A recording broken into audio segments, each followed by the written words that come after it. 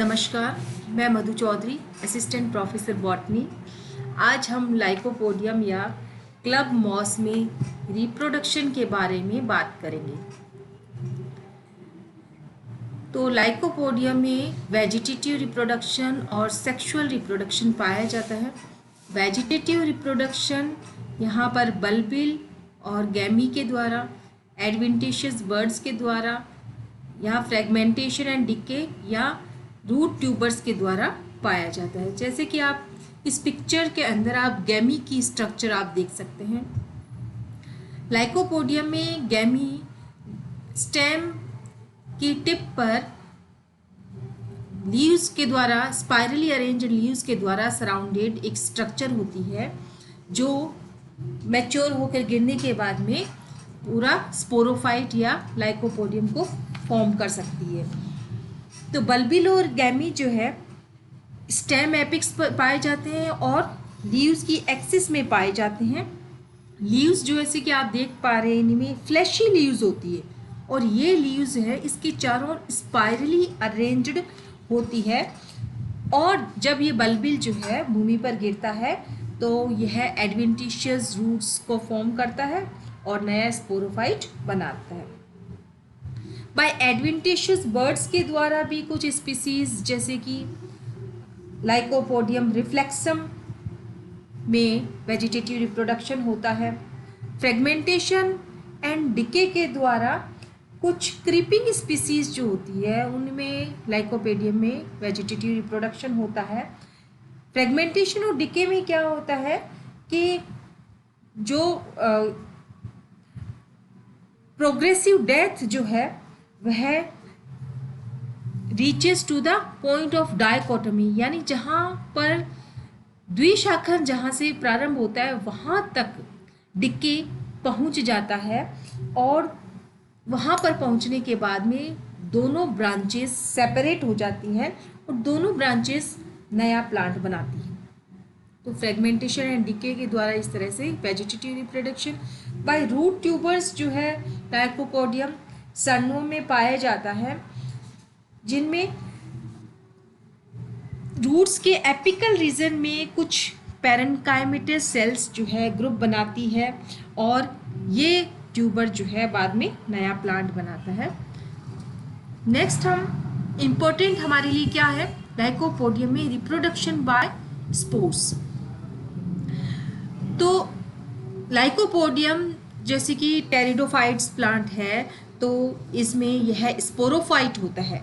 इसका जो main plant body है वह एक स्पोरोफाइट होता है। तो स्पोरोफाइट होने के कारण इसमें स्पोर्स बनेंगे और ये स्पोर्स इसमें स्पोरेंजिया नामक संरचना में बनते हैं। Spores are formed within sporangia which originate singly on the upper side of specialized leaves called sporophylls। यानी स्पोरेंजिया का फॉर्मेशन कहाँ पर होता है, स्पोरोफिल्स। स्पोरोफिल्स क्या होती है, कुछ स्पेशल लीव्स होती है जो रिप्रोडक्शन के लिए मॉडिफाई होती है। लाइकोपोडियम में स्पोरेंजिया यूनिलोकुलर होते हैं यानी एक कोष्ठीय होते हैं और रेनिफॉर्म शेप के होते हैं यानी किडनी आकार के होते हैं एट मैच्योरिटी, और ये होमोस्पोरस होते हैं यानी लाइकोपोडियम के में समान प्रकार के स्पोर्स पाए जाते हैं, होमोस्पोरस स्पोर्स पाए जाते हैं। जैसे कि आप इस डायग्राम में देख रहे हैं, जो ए डायग्राम है, ए डायग्राम पूरा का पूरा स्ट्रोबिलस दिखाया जा रहा है। ए डायग्राम में यहाँ पर स्पोरोफिल्स जो है दिख रही है। बी डायग्राम में आप देखिए, बी डायग्राम में एक स्पोरोफिल और एक स्पोरेंजियम दिख रहा है। सी डायग्राम जो है उसमें स्ट्रोबिलस या जो कोन है उसका लॉन्गिट्यूडनल सेक्शन दिख रहा है, यानी इसमें स्पोरोफिल्स और उनमें स्पोरेंजियम का अरेंजमेंट दिख रहा है। इसमें डी डायग्राम में आप देख रहे हैं कि एक स्पोरोफिल जो है उसमें किस प्रकार के उसके एक्सिल में, यानी ये स्पोरोफिल है और इसके कक्ष में जो है स्पोरेंजियम दिख रहा है और इस स्पोरेंजियम में इसके स्पोर्स दिख रहे हैं देन ई डायग्राम जो है यह आपको स्पोर, ई और एफ डायग्राम जो है उसमें स्पोर की स्ट्रक्चर दिख रही है। स्पोर के अंदर दो प्रकार की भित्तियां होती है, एक्साइन और इंटाइन होती है। स्पोर के ऊपर एक ट्राई रेडिएट रिज पाई जाती है। यहाँ पर आप देख रहे हैं ट्राई रेडिएट रिज पाई जाती है। इस ट्राई रेडिएट रिज से ही स्पोर का जर्मिनेशन होता है।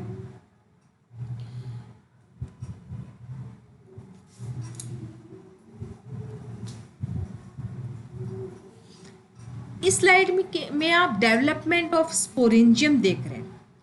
तो हमें सबसे इम्पोर्टेंट बात यह है कि यहाँ पर डेवलपमेंट ऑफ स्पोरेंजियम होता है यू स्पोरेंजिएट टाइप, यानी यू स्पोरेंजिएट टाइप का यहाँ पर डेवलपमेंट पाया जाता है।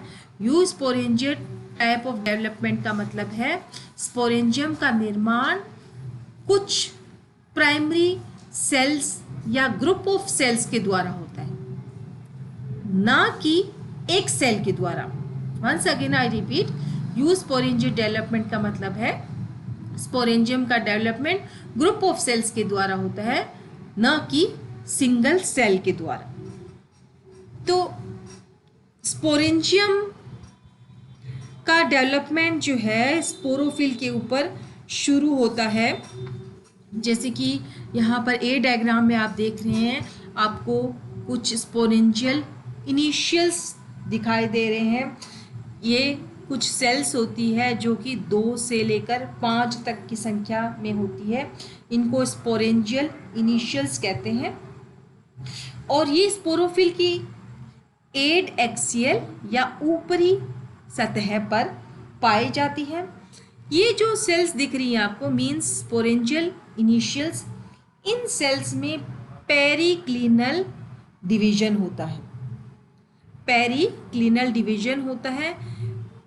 पेरिक्लिनल डिवीजन होने के कारण यहाँ पर 2 लेयर बन जाती है, एक तो आउटर लेयर और इनर लेयर।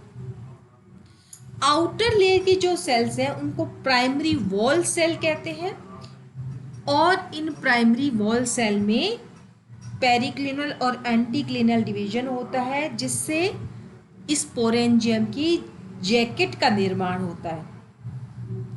और इनर लेयर की जो सेल्स होती है वो प्राइमरी स्पोरोजिनस सेल्स की तरह कार्य करती है।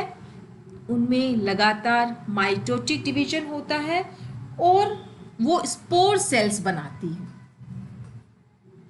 जैसे कि आप डायग्राम्स में देख सकते हैं, तो ए डायग्राम में आपको दिख रहा है स्पोरेंजियल इनिशियल्स, बी डायग्राम में आपको पेरिक्लिनल डिवीजन हो चुका है और उसके कारण जैकेट इनिशियल्स का फॉर्मेशन बाहर की तरफ हो चुका है।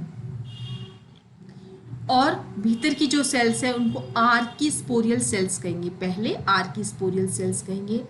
इन आर्किस्पोरियल सेल्स में लगातार माइटोटिक डिवीजन होता है, जिससे ये क्या बना देती है, प्राइमरी स्पोरोजिनस सेल्स। और बाहर की तरफ आपको पता ही है जैकेट इनिशियल्स सेल्स बनती है। इन जैकेट इनिशियल्स जो सेल होती है ये स्पोरेंजियम की जैकेट बनाएंगी, और जैकेट खुद 2 से 3 परत की होती है। डी डायग्राम में आप देख रहे हैं खूब सारी स्पोरोजिनस सेल्स बन गई है, जो कि प्राइमरी स्पोरोजिनस सेल्स से बनी है। ई डायग्राम में क्लियरली स्पोरोजिनस सेल्स का ग्रुप बन चुका है और एक जैकेट लेयर जो है उसमें भी डिस्टिंक्ट हो चुकी है। एफ डायग्राम में जो स्पोरेंजियम है उसका डेवलपमेंट काफ़ी हद तक हो चुका है, इसलिए यह जो है कुछ ग्लोब्यूलर आकार का यहाँ पर दिख रहा है, गोलाकार आकार का, और स्पोरोफिल की एक्सिल में बने हुए ये दिखाई दे रहे हैं।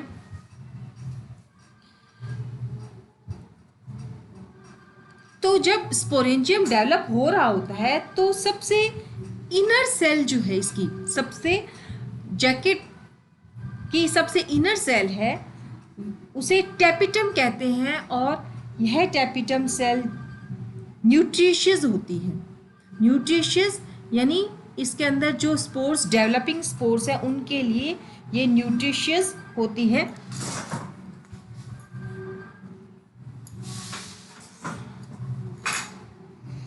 जैसे जैसे स्पोरेंजियम मैच्योर होता है, स्पोर मदर सेल्स सेपरेट होती है और स्फेरिकल हो जाती है, और इन स्पोर मदर सेल्स में मियोसिस डिवीजन होता है और स्पोर टेट्राड बन जाते हैं, स्पोर टेट्राड बन जाते हैं और ये स्पोर्स हैप्लोइड होते हैं। तो इस तरह से स्पोरेंजियम का डेवलपमेंट कंप्लीट होता है। स्पोरेंजियम का डेवलपमेंट हो चुका है, उसमें स्पोर मदर सेल्स में मियोसिस से स्पोर्स का फॉर्मेशन हो चुका है और स्पोर गैमेटोफाइट जेनरेशन की फर्स्ट सेल होती है। The haploid spore is the mother cell of the gametophyte generation, यानी इस स्पोर से गैमेटोफाइट का निर्माण होगा। और हमने जैसे कि पहले भी बात की, लाइकोपोडियम इज होमोस्पोरस, लाइकोपोडियम में समान प्रकार के स्पोर्स बनते हैं, तो सभी स्पोर्स जो है वो एक जैसे होंगे और उनसे एक जैसा प्रोथेलस या गैमेटोफाइट का निर्माण होगा। तो अभी हम देखते हैं इसमें डेवलपमेंट ऑफ प्रोथेलस या gametophyte is the same thing. तो haploid unicellular spore which you can see in the A diagram germinate होकर एक मल्टी सेलुलर गैमेटोफाइट प्रोथेलस बनाता है और इस प्रोथेलस या गैमेटोफाइट के ऊपर मेल और फीमेल सेक्स ऑर्गन्स पाए जाते हैं।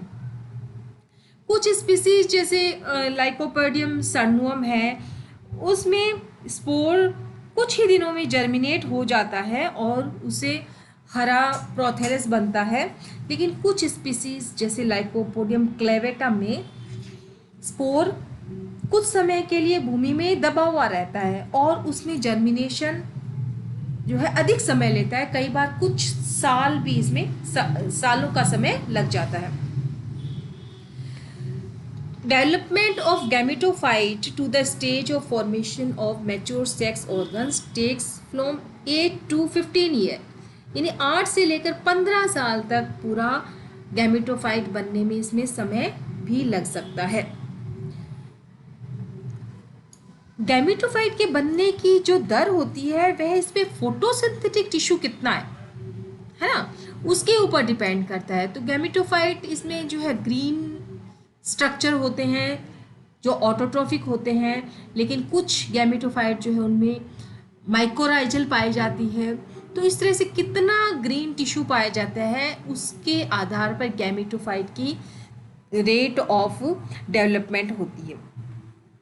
तो यहाँ पर हम देखेंगे किस तरह से जर्मिनेशन इसका स्पोर का होता है। ए डायग्राम में आपको स्पोर की स्ट्रक्चर दिखाई दे रही है जिसमें एक ट्राई रेडिएट मार्क दिखता है। इस ट्राई रेडिएट मार्क से ही जो इनर वॉल होती है वो बाहर निकलती है, तो स्पोर एब्जॉर्ब करता है वाटर को, स्फेरिकल हो जाता है। आउटर स्पोर वॉल या एक्साइन रप्चर होती है और पहला डिवीजन जो स्पोर में होता है वह एसिमेट्रिकल होता है। As you can see in the B diagram, asymmetrical होने से इसमें 2 सेल्स बनती है, एक तो राइजोइडल सेल और दूसरी लार्ज सेल। राइजोइडल सेल जो है कुछ समय के बाद डिसऑर्गेनाइज हो जाती है और इसका गैमेटोफाइट बनाने में अधिक योगदान नहीं होता है। लार्ज सेल जो बनती है, दूसरी वाली जो लार्ज सेल बनती है उसमें वर्टिकल डिवीजन होता है और 2 सेल बनते हैं, एक तो बेसल सेल और आउटर सेल। बेसल सेल जो है वो राइजोइडल सेल की तरफ बनती है और बाहर की तरफ आउटर सेल बनती है। आउटर सेल में अब 2 ओब्लिक डिवीजन होते हैं, जैसे कि डायग्राम डी में आप देख रहे हैं, ओब्लिक डिवीजन होते हैं जो एक दूसरे को इंटरसेक्ट करते हैं और इन ओब्लिक डिवीजन के कारण ई डायग्राम में आप देखें एक एपिकल सेल का फॉर्मेशन हो चुका है, यानी एक डिस्टिंक्ट एपिकल सेल जो है उभर कर इसमें आ जाती है। और इस एपिकल सेल में 2 कटिंग फेस होते हैं। 2 कटिंग फेस का अर्थ है कि इसमें 2 साइड पर डिवीजन होता है, दोनों साइड पर डिवीजन होता है। इस समय तक जो गैमेटोफाइट का डेवलपमेंट होता है वो उसमें स्वयं के अंदर जो भोजन संग्रहित होता है उसके आधार पर होता है। अब यहाँ पर आगे डेवलपमेंट के लिए इसमें फंजाई जो है उसका एंट्री इसमें ज़रूरी है। तो फंजाई का एंट्री इसमें बेसल सेल ऑफ गैमेटोफाइट के द्वारा होता है, यानी बेसल सेल के अंदर फंजाई एंटर करता है और ये फंजाई एंडोफाइटिक माइकोराइजा बनाता है। एंडोफाइटिक यानी आंतरिक फंजाई या माइकोराइजा इसमें पाया जाता है।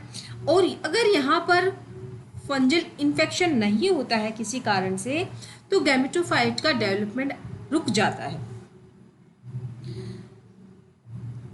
आगे का जो डेवलपमेंट होता है वह अधिकतर इस एपिकल सेल के द्वारा ही होता है और major part of adult gametophyte is formed by this apical cell.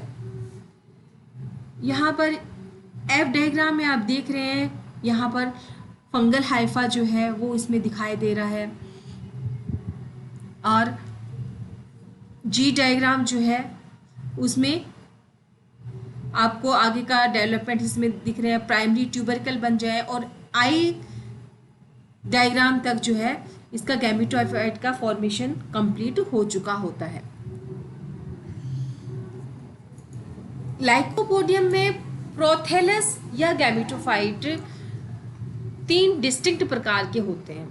पहला है सनवर्म टाइप, दूसरा क्लेवेटम टाइप और फ्लेगमेरिया टाइप। पहला गैमेटोफाइट लाइकोपोडियम सनवर्म और लाइकोपोडियम इनंडेटम में पाया जाता है और यह इरेक्ट और ग्रीन होता है। क्लेवेटम टाइप जो प्रोथेलस होता है यह नॉन ग्रीन होता है। तो नॉन ग्रीन होता है तो इसमें न्यूट्रिशन कैसा होगा, सेप्रोफाइटिक होगा और इसकी शेप कुछ प्लेट जैसी या शैलो कप जैसी होती है और यहाँ पर सेक्स ऑर्गन का फॉर्मेशन इसके शैलो सरफेस पर होता है। फ्लेगमेरिया टाइप जो प्रोथेलस है यह कुछ इसकी एपिफाइटिक स्पीसीज में पाया जाता है और इस प्रोथेलस में वेजिटेटिव रिप्रोडक्शन सामान्य प्रकार से पाया जाता है। तो लाइकोपोडियम में प्रोथेलस जो है स्पीसीज के आधार पर अलग अलग प्रकार के होते हैं और उनमें जो माइकोराइजा है, माइकोराइजा का पोर्शन भी भिन्न प्रकार का पाया जाता है।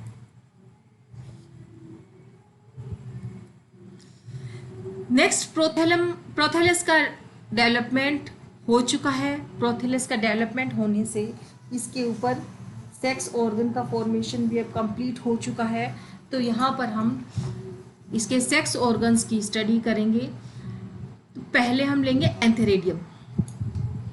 एंथेरेडियम मेल सेक्स ऑर्गन होता है और यह प्रोथेलस में कुछ संकन या कुछ दबा हुआ होता है। एंथेरेडियम में जैकेट एक ही लेयर में पाया जाता है और एंथरजोइड्स बाइफ्लैजिलेट होते हैं। यहाँ पर थोड़ा सा हम इसका डेवलपमेंट देख लेते हैं। ए डायग्राम में सबसे पहले यहाँ पर आपको एंथेरेडियल सेल डिस्टिंक्ट हो चुकी है। यह प्रोथेलस के ऊपर पाई जाती है और कुछ सुपरफिशियल होती है। इस एंथेरेडियल सेल में पेरिक्लिनल डिवीजन होता है और जैकेट सेल बन जाती है बाहर की तरफ और प्राइमरी एंड्रोगोनियल सेल्स बनती है भीतर की तरफ। जैकेट तो बाहर की तरफ बनना होता है तो जैकेट सेल्स बाहर की तरफ बनेगी और एंड्रोगोनियल सेल्स भीतर की तरफ बनेगी। इस जैकेट सेल्स जो होती हैं इनमें एंटीक्लिनल डिवीजन होता है। एंटीक्लिनल डिवीजन होने से जो परत है उसकी संख्या में परिवर्तन नहीं होता है, यानी एक ही परत बनती है लेकिन उस लेयर या परत के अंदर सेल्स की संख्या बढ़ती जाती है। तो जैकेट सेल में एंटीक्लिनल डिवीजन होंगे जिससे सिंगल लेयर एंथेरेडियल जैकेट बनेगी। कई बार इसमें पेरिक्लिनल डिवीजन भी हो सकता है, तो जैकेट वहाँ पर 2 या अधिक लेयर की बन जाती है। तो यहाँ पर जैकेट का फॉर्मेशन हमने बता दिया। नेक्स्ट, प्राइमरी एंड्रोगोनियल सेल्स में लगातार डिवीजन होते हैं, माइटोटिक डिवीजन होते हैं, और लास्ट में इससे क्या बन जाते हैं, एंड्रोसाइट्स बन जाते हैं, जिसके ए, बी और सी डायग्राम में जैकेट सेल, डी डायग्राम में भी आपको वही दिख रहा है, ई डायग्राम में अगर आप देखें तो जैकेट का फॉर्मेशन हो चुका है और अंदर एंड्रोसाइट्स बन गए हैं। ये एंड्रोसाइट्स किससे बने, प्राइमरी एंड्रोगोनियल सेल से। बाद में ये एंड्रोसाइट्स जो है इनमें मेटामॉर्फोसिस होता है और ये पियर शेप्ड यानी नाशपति आकार के द्विकशाभिक एंथरजूइड्स बना लेते हैं। और एफ डायग्राम के अंदर आप मैच्योर एंथेरेडियम देख रहे हैं जिसमें एंथरजूइड्स पाए जा रहे हैं, और बाहर ऊपर की जो सेल्स, 2 सेल्स होते हैं, ये ओपरकुलर सेल के रूप में ये मॉडिफाई हो जाती है। तो इस तरह से आप देख रहे हैं एंथेरेडियम में एक जैकेट लेयर पाई जाती है, उस जैकेट लेयर में एंड्रोसाइट्स बनते हैं। ये एंड्रोसाइट्स बाद में मेटामॉर्फोसिस होकर इनमें एंथरजूइड्स बना लेते हैं, और एंथरजूइड्स इसमें पियर शेप्ड और बायोफ्लैजिलेट होते हैं। नेक्स्ट हम देखेंगे कि आर्कीगोनिया किस प्रकार के होते हैं। तो आर्कीगोनिया भी उसी प्रोथेलस पर बनते हैं जिसके ऊपर एंथेरेडियम बनते हैं। आर्कीगोनिया में यहाँ पर लाइकोपोडियम में आपको ध्यान रखना है कि number of neck canal cells में काफ़ी वेरिएशंस पाए जाते हैं। यानी कहीं पर जैसे लाइकोपोडियम सर्नोम है उसमें तो केवल एक नेक कैनाल सेल पाई जाएगी, और लाइकोपोडियम कॉम्प्लेनेटम में 14 तक की नेक कैनाल सेल्स पाई जाती हैं। तो आर्कीगोनिया का थोड़ा सा हम इसमें फॉर्मेशन देख लेते हैं। तो वही यहाँ पर सबसे पहले आर्कीगोनियल इनिशियल जो है वो डिफ्रेंशिएट होएगी, और इस आर्कीगोनियल इनिशियल में एक डिवीजन होगा, पेरिक्लिनल डिवीजन होगा। पेरिक्लिनल डिवीजन होएगा तो बाहर की तरफ बन जाएगी कवर सेल और भीतर की तरफ बनेगी सेंट्रल सेल। तो सबसे पहले हम देख लेते हैं कवर सेल में किस प्रकार से होता है। तो प्राइमरी कवर सेल में 2 एंटीक्लिनल डिवीजन होते हैं at right angle to each other, यानी राइट एंगल पर 2 anticlinal division primary cover cell में होते हैं, जिससे 4 नेक इनिशियल्स बन जाते हैं। 4 नेक इनिशियल्स बन जाते हैं। इन 4 नेक इनिशियल्स सेल्स में ट्रांसवर्स डिवीजन होते हैं, जिससे 3 से 4 सेल की हाई नेक बन जाती है। यानी लाइकोपोडियम के आर्कीगोनियम में 4 नेक सेल्स की लेयर होगी और हर लेयर के अंदर 3 से 4 सेल्स होंगी। इनर सेल में डिवीजन होता है, जैसे कि आप डायग्राम में primary canal cell, venter canal से इनर सेल में डिवीजन होता है, और इनर सेल में डिवीजन होने से इसमें 2 सेल्स बन जाती है, एक तो वेंटर कैनाल सेल और egg cell. Venter canal cell और egg cell. Venter canal cell में काफ़ी वेंटर कैनाल सेल इसमें केवल एक होती है, और एग सेल जो है वह फीमेल गैमेट का इसमें कार्य करते हैं। तो एफ डायग्राम में आप देखिए आर्कीगोनियम जो है उसका फुल स्ट्रक्चर ये दिखा रहा है। तो आर्कीगोनियम के 2 भाग होते हैं, एक तो नेक भाग और दूसरा वेंटर। नेक जो है वह 4 नेक सेल्स की लाइन से बनी होती है, और प्रत्येक लाइन में 3 या 4 सेल्स होती हैं। नेक कैनाल सेल्स में हमने बताया कि काफ़ी वेरिएशंस होते हैं। कुछ स्पीसीज में केवल एक नेक कैनाल सेल होती है, कुछ में 14 तक होती है।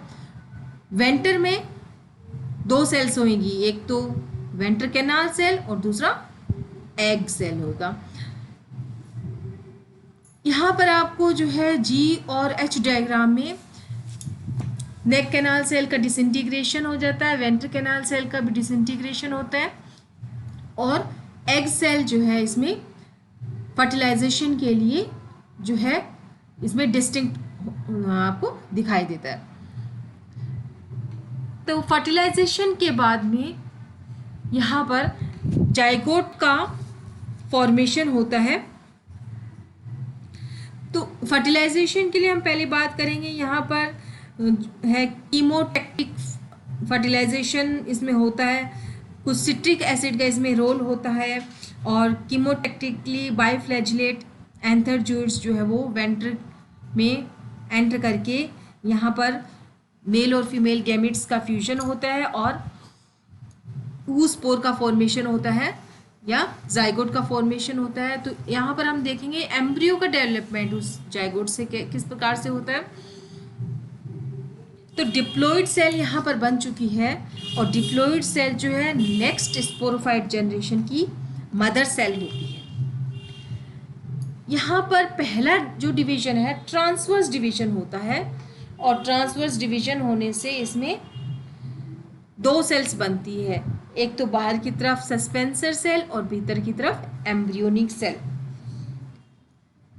सस्पेंसर सेल में जो है आगे डिवीजन नहीं होता है, और इसका कार्य जो है इस डेवलपिंग एम्ब्रियो को गैमेटोफाइट के अंदर पुश करने का होता है, जिससे यह अपना न्यूट्रिशन प्राप्त कर सके। एम्ब्रियोनिक सेल डिवाइड होती है by two vertical wall at right angle to each other, और जिससे इसमें 4 सेल्स बन जाती है। एम्ब्रियोनिक सेल्स में डिवीजन होकर 4 सेल्स बन जाती है, और इन 4 सेल्स में दोबारा डिवीजन होता है, ट्रांसवर्स डिवीजन होता है, जिससे यहाँ पर 8 सेल्स बन जाती है। और ये जो 8 सेल्स बनती है ये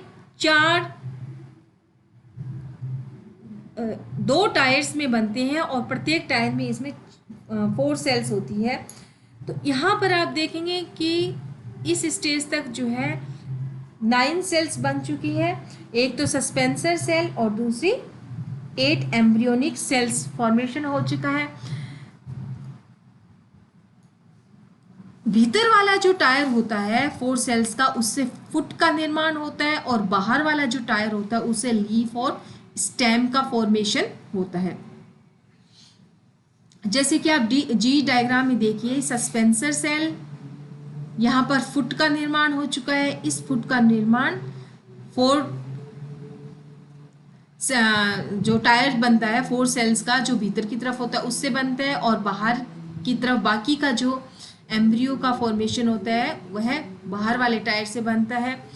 एच डायग्राम में आप जो है कुछ और आगे का डेवलपमेंट इसमें देख रहे हैं, और आई डायग्राम में आप इसका फुट का फॉर्मेशन जो है यहाँ पर कंप्लीट हो चुका है, ये सस्पेंसर का फॉर्मेशन हो चुका है। जे डायग्राम में इसमें लीफ का फॉर्मेशन हो चुका है। लाइकोपोडियम की कुछ स्पीसीज में कंप्लीट स्पोरोफाइट के बनने से पहले प्रोटोकोम का फॉर्मेशन होता है। प्रोटोकोम फॉर्मेशन में क्या होता है कि निचले टायर की जो 4 सेल होती है वो लीफ और स्टेम फॉर्म करने की बजाय एक बल्बस स्ट्रक्चर या प्रोटोकोम का फॉर्मेशन करते हैं, और इस प्रोटोकोम पर इसके निचले सरफेस से कुछ राइजोइड्स निकलते हैं, जैसे कि एल डायग्राम में आप देखिए राइजोइड्स निकलते हैं, और इसमें ऊपर की तरफ इसकी कुछ लीफ लाइफ स्ट्रक्चर पाए जाते हैं जिन्हें प्रोफिल्स कहते हैं। और कुछ समय के बाद में इस प्रोटोकोम से जो है मैच्योर स्पोरोफाइट का फॉर्मेशन होता है, और इसमें इसका जो बेस होता है एक्सिस, उससे इसमें रूट्स का फॉर्मेशन होता है, और धीरे धीरे ये स्पोरोफाइट अब स्वयं को सेट कर लेता है।